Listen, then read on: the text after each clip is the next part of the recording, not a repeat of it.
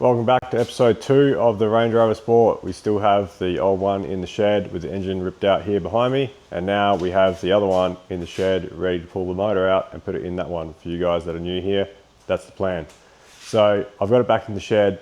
There isn't a lot of room for the engine crane, but I'm going to have to just work with it. I'm going to have to deal with it. So hopefully by the time I pull the front end off, that'll give us enough room to get the engine crane in here. I've pulled motors out in this position before, not out of these cars, out of Commodores, with this amount of space, and I've been able to do it. So hopefully we can do that in this episode. Anyway, stick around if you want to see what we get up to. So I guess I'll give you guys a little bit of insight as to why I'm deciding to pull the motor out of this car to put it in this one. Well, pretty well, this one is in much better shape, and it's also almost ready to sell, obviously, once I put a motor in it. This one over here I've had for a couple of years. When I bought the car, it was completely full of water, full of mold. I'll attach a couple of photos here.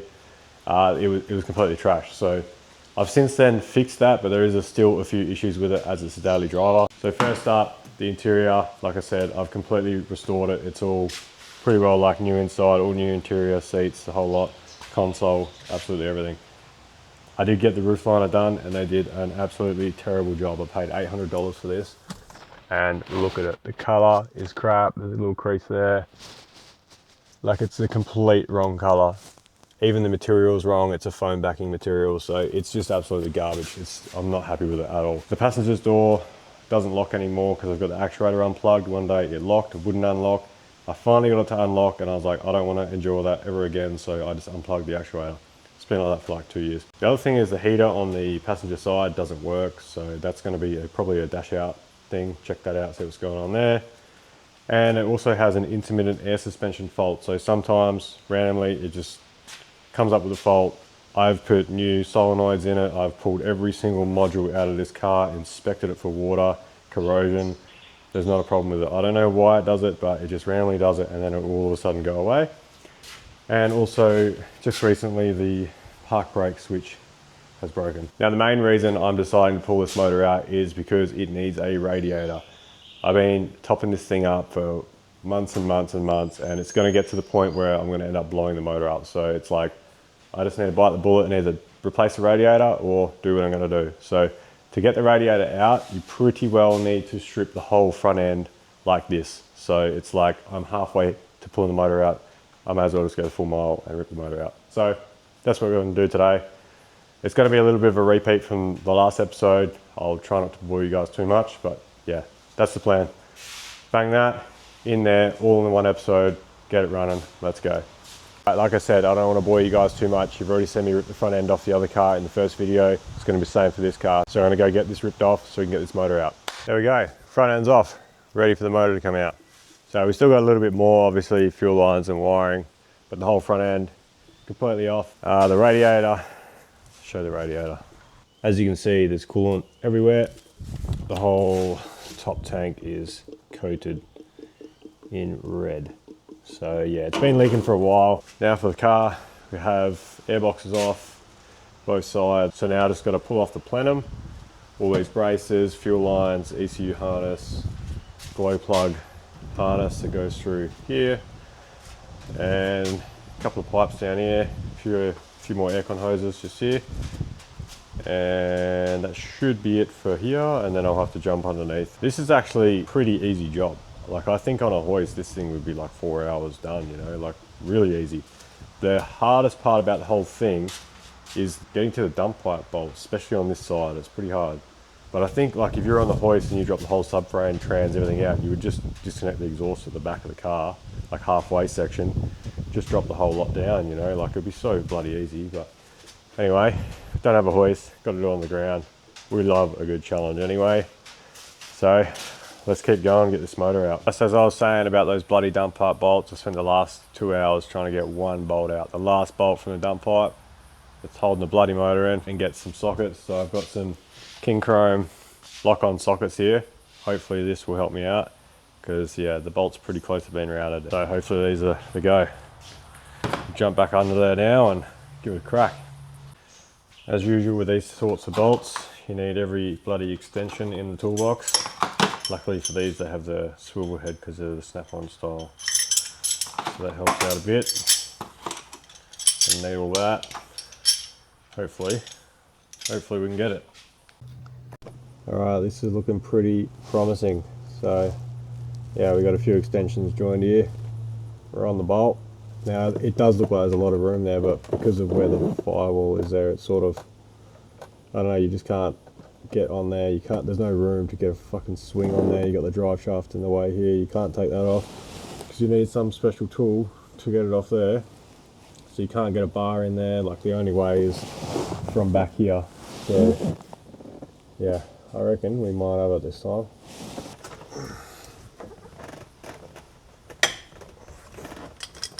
Yeah, these sockets work alright.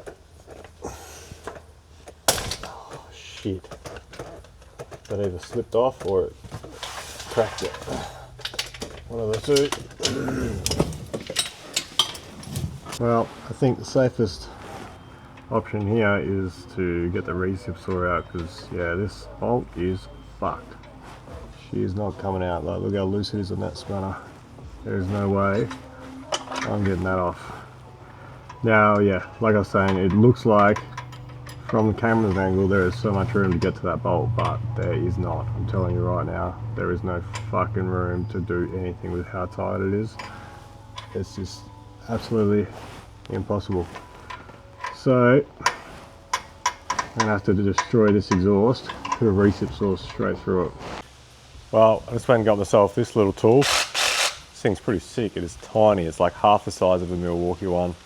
This should work mint. So I'm gonna go ahead and cut this dump pipe off. It's not something I usually do, but it's the only thing I can really do to get this engine out in a timely manner and not have to break anything else. Plus, I'm not putting this motor back in this car. This is never gonna get a diesel engine ever again, but we'll talk about that a bit later on.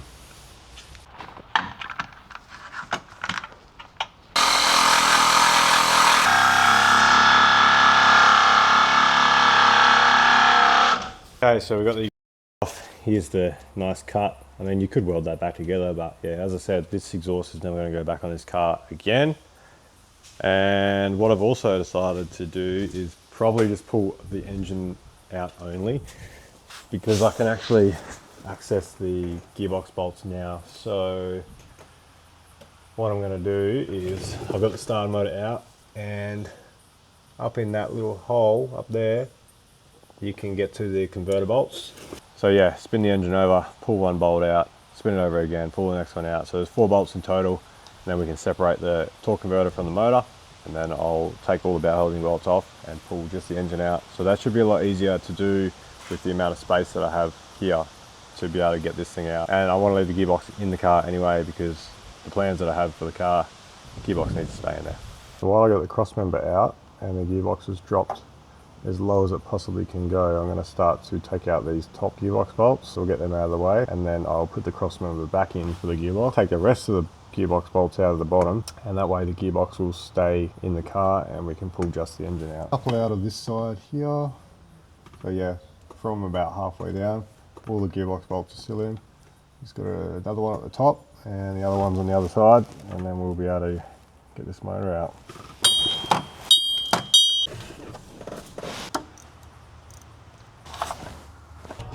I think it may be finally time to get this motor out of this car for the last time. Crane ready to go. Got it all rigged up, just got to connect it up, and we'll have our first attempt at getting this motor out. It should be much easier than the last one, because obviously there's no gearbox attached, so I won't have it trying to tilt up like this, doing it all on my own, pain in the ass. But yeah, let's give it a go.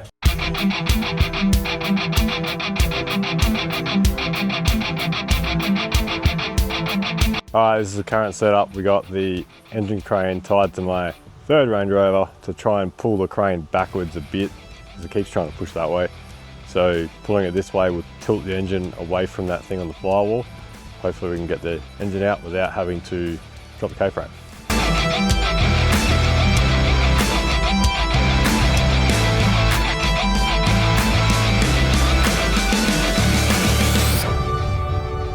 Forgotten about the alternator battery positive. I took the earth off, alternator is still attached, so it's trying to stretch the cable. So it's too far stretched to be able to undo it, so I'm just going to rip the alternator off. It'll be so much easier.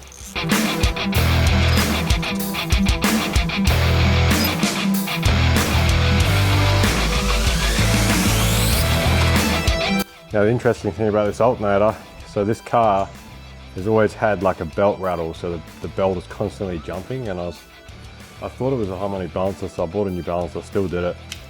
I looked at the alternator, it looked new. It has the overrunning clutch on it. Didn't really look too much at it. Turns out it's actually locked up, so this is stuffed. Obviously they put a reconditioned alternator on it and this had a problem or something like that, but this is the reason that the belt jumps around, because diesel engines have different harmonics, so you have to have an overrunning clutch on your alternator.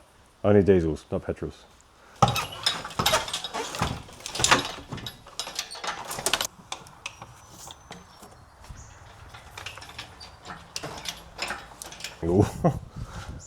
Oh my. Chuck you guys over here because I need to get this thing out as soon as possible, because I'm only using a 250 grunt strap. If that thing snaps, it's going to break a lot of shit.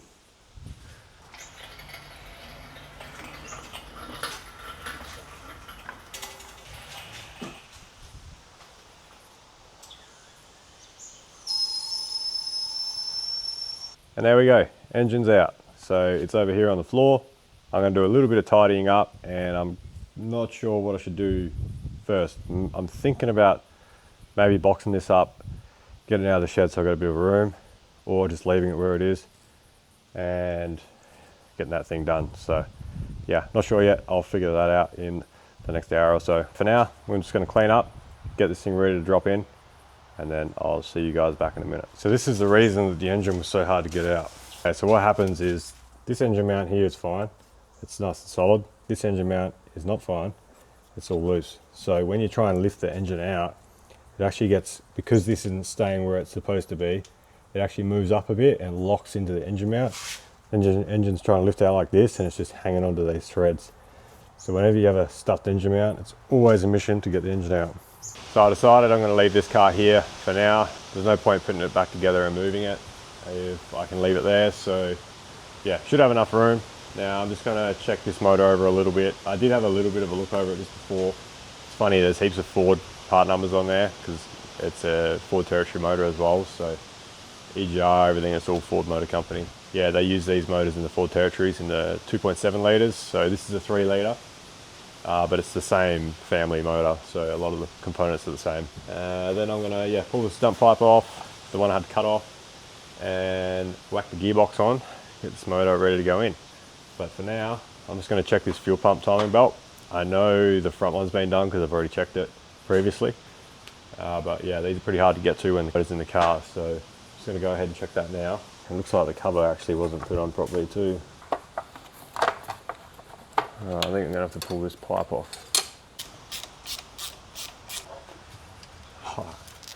Another bolt, of course. And another one, oh my god. This one looks like it's on a slot maybe.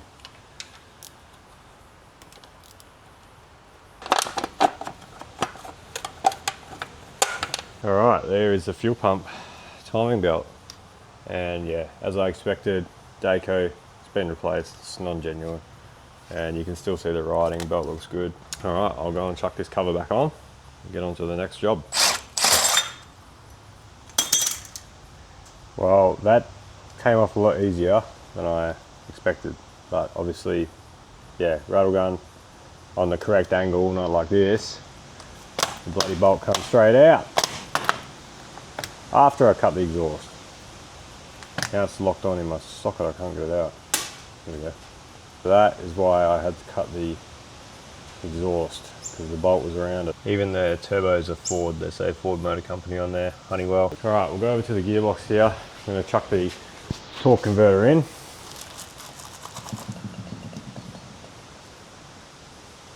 Now I'm just going to put a bit of oil on this converter seal.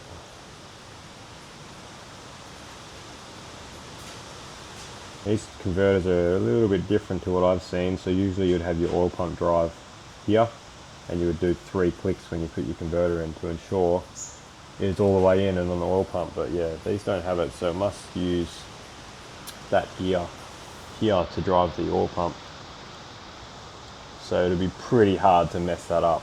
So I don't think I'm going to get my 3 clicks, but as long as it goes all the way in, it should be alright.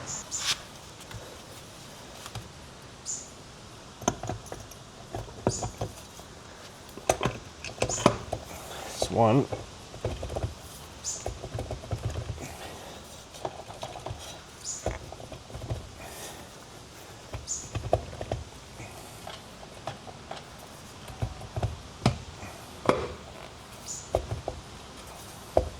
I think that's all the way in. It doesn't feel very promising, but got a little bit of friction there. It's pretty flush with the rest of the box, and I actually can check on the other car over here, because I never pulled this converter out, so we can see it's pretty well in line with the gearbox, which is where my one is, so we should be all right. I was thinking about putting the gearbox in first, because it was actually quite easy to pull just the engine alone out of the other car. Kind of undecided. I think I've already got the K-frame dropped on this, so I may as well just put the gearbox on and just slide the whole thing in as one, like I pulled it out. Alright, I'm going to attempt to put the transmission onto the engine. It's going to be a bit of a challenge with just using the engine crane, maybe a jack, but we'll manage.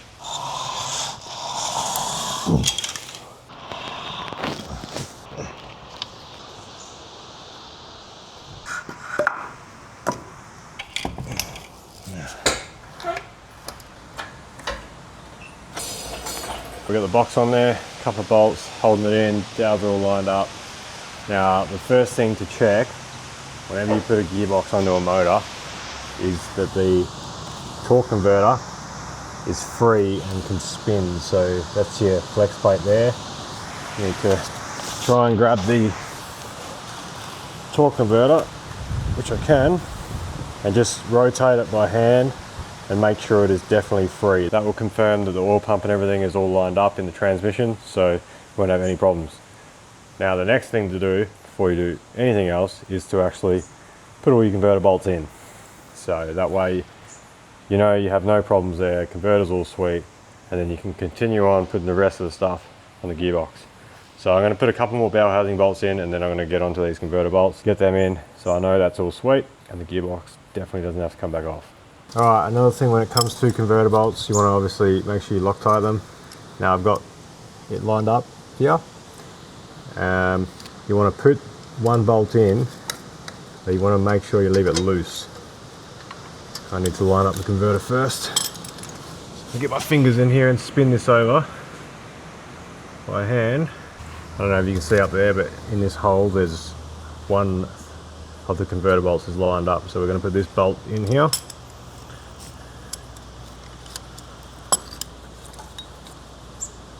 So you just want to do it up by hand, or you can do it up all the way with your ratchet. Now the trick is here is to back it off a couple of turns, just so that the converter is still loose and can actually move side to side on that one bolt, because if you tighten this, chances are when you spin it around, you're not going to be able to get the other bolts in. So always leave the first bolt loose, spin it around and get them all in, all 4 bolts, and then begin to tighten them after they're all in. And you have to do them up pretty well all the way, because if you just put them in a couple of threads, then they can possibly jam on the back of the motor.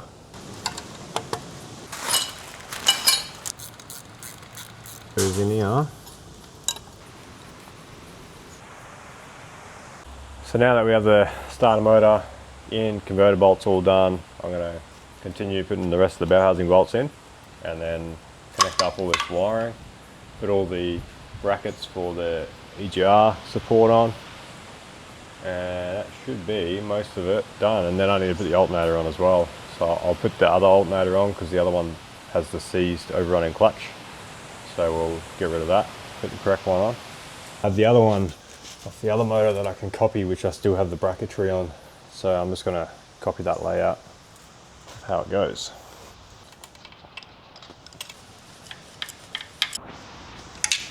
Alright, we hit fast forward a little bit there, so the engine is ready to go in. I've got the trans on, wiring on, I put both intakes on the turbos, clean them out first, and now I've just put some bags on them because they're asking for a bolt to go down them. So yeah, cover them up, starter motors in, swap the alternator over as well, so we've got the new alternator on there, and then I've chucked the transmission lines on as well. So she is ready to drop in. I think I'm going to attack that tomorrow because it's 6 o'clock, the sun's going to go down in about an hour, and I think it's going to be a mission to get this thing in. So yeah, tomorrow we'll get a fresh start on it.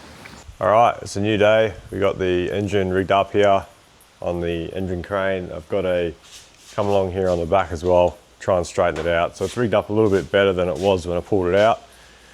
And hopefully we can get this thing to slide in here nicely. So let's give it a go.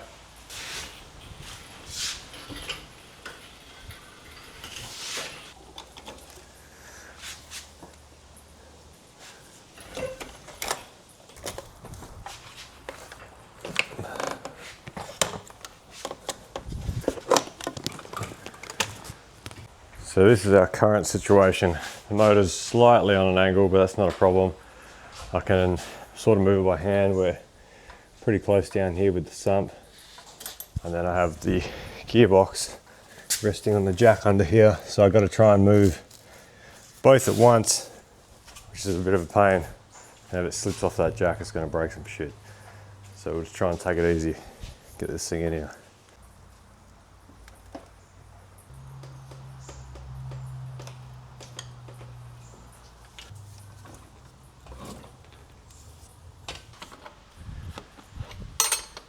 Alright, we have both engine mounts on. They're actually pretty easy to get to because we've got the K-frame drop still and the steering shaft off. So now I think the next thing I'm going to do is, I can't use the jack because it's under the gearbox, so I'm going to use the engine crane, hook it up to here and get this K-frame lifted back up so the engine's fully supported and I can safely get under the car.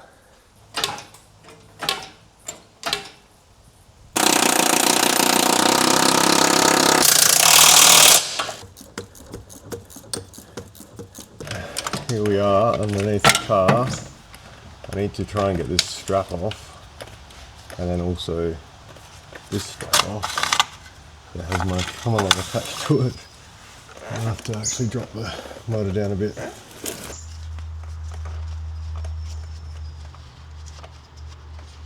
I'm going to go and put these engine earths and battery positives on.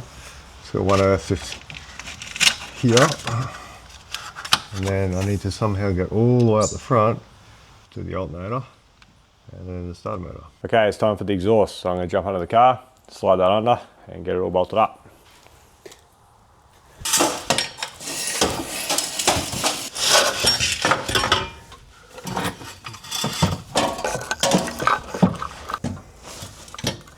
Righto, so we got the both dump pipes on, right hand side, passenger side. That was an absolute mission. Now we got the front drive shaft on. Now I'm just putting the back one on. I'm going to show you guys something pretty cool. So this is locked. Can't move it to rotate it to be able to put the shaft on to line it up. Range Rover has a little lever here. Usually has a cable attached to it, so you just hold that and then you can spin the flange. So you don't have to get up, put the bloody car in neutral, mess around, you just press this lever. Pretty cool.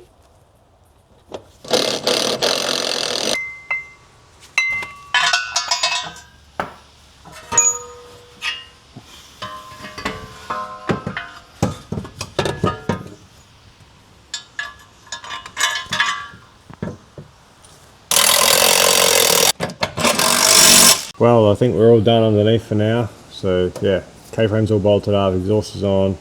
We've got the transmission mount and everything on, both prop shafts. So I'm going to leave the bottom cover off because I do need to top up the transmission fluid. I think for now we can jump up the top and start working on some of this. So I reckon I'll put all this back piece in, connect up these lines. We've got the vacuum lines and stuff here for the booster, wiring harness and fuel lines. So we'll just start from the back and work our way forward.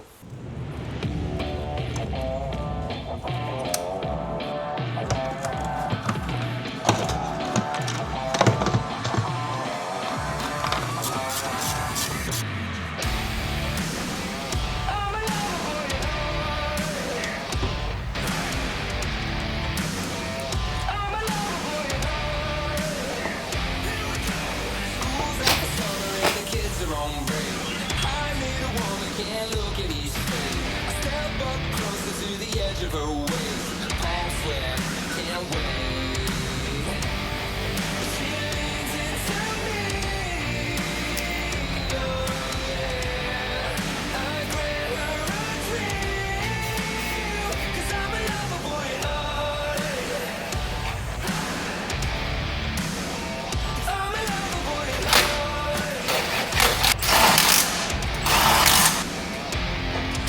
Screaming down Main Street, headed for the lake. Two tone bikini and an attitude change. Stands up tall with the wind in her face, saying boyfriend that way.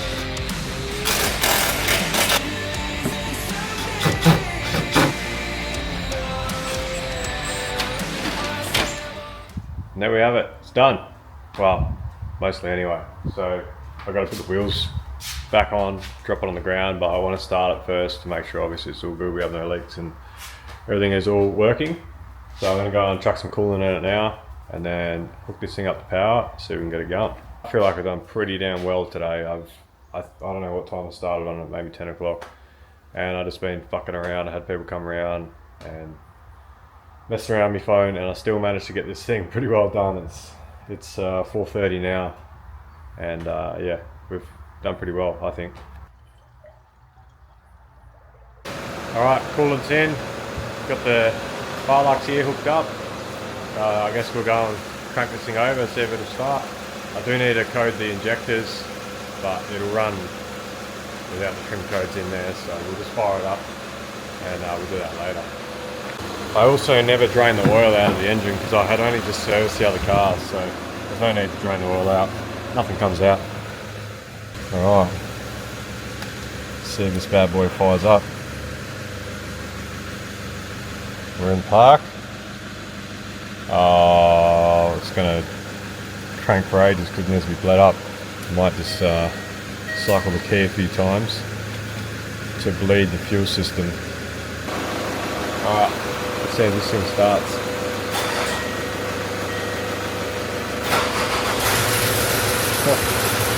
Right away, fired up. Look at that. No engine lights or nothing. How good. I did obviously clear the, just before I started it, I just cleared the old codes because obviously there would have been a heap of codes from when the old engine blew up. So that way, if an engine light did come on, I would know. Look at that. Fired straight up. I hardly even need the primer. I just pressed this on and off like 5 times. Bang. She's purring.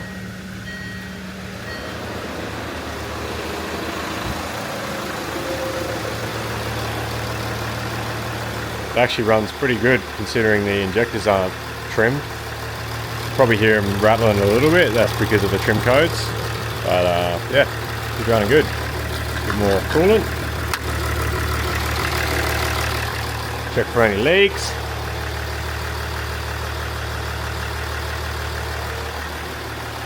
I was surprised how quickly this thing fired up. Like, you know, I only primed the key 3-4 times, fired straight up. So, yeah, not bad.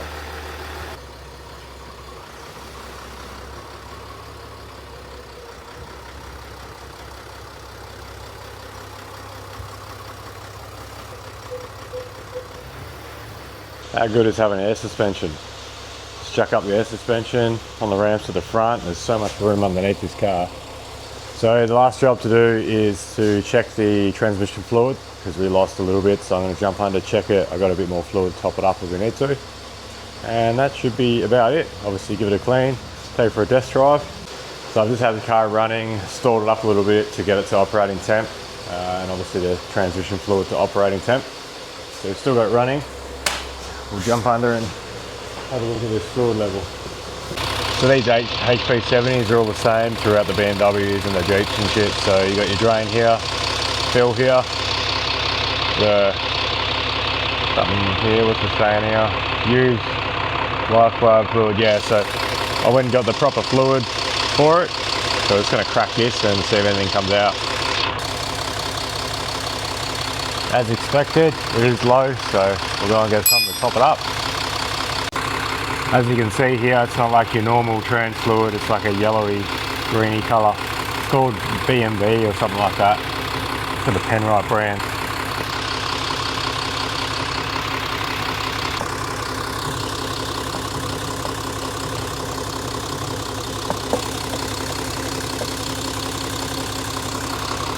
$800 mils, which is roughly what we lost, I reckon. So I'm gonna go take it for a drive and then I'll recheck it.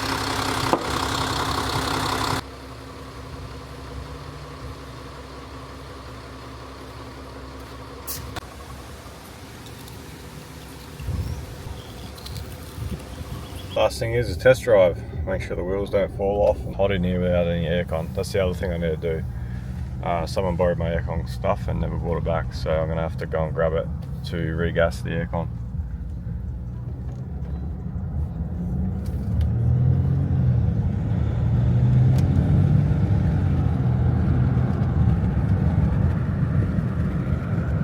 No warning lights other than the top one up there. That's the low coolant, so these are funny. You have to, I don't know, the coolant's full but it still says it's low. It'll go away eventually. I'll just clear it on the scan tool. Mission complete. She's all done. It actually drives quite well too. So I'm going to drive around for the next few days, week or so. I do need to put a windscreen in it. I need to trim the injectors and also regas the aircon. So I'm going to jump onto those. But yeah, it's going to be my daily for the next week or so. And then I'm probably going to sell it. And for my original Range Rover, the plans have changed quite dramatically. So I was originally going to rebuild a 306DT motor or put a crate engine in it. But I was standing here looking at the engine bay the other day and I thought, you know what, that's a pretty big engine bay. I think we can fit something else in there. So I did a little bit of research. It has never been done before. From what I've read, it's been done plenty of times on the older model, but none on the L494. So it's going to be probably a world's first, and it'd be cool to get it working. Heap of horsepower, get all the electronics working as factory. So we'll see what we can do. But I'm not going to tell you what motor's going in it yet. I will tell you that I've ordered lots of parts already, adapters, engine block. It's getting a full build. So yeah, stick around on the channel to find out how we get on with this build. As always, thanks for watching.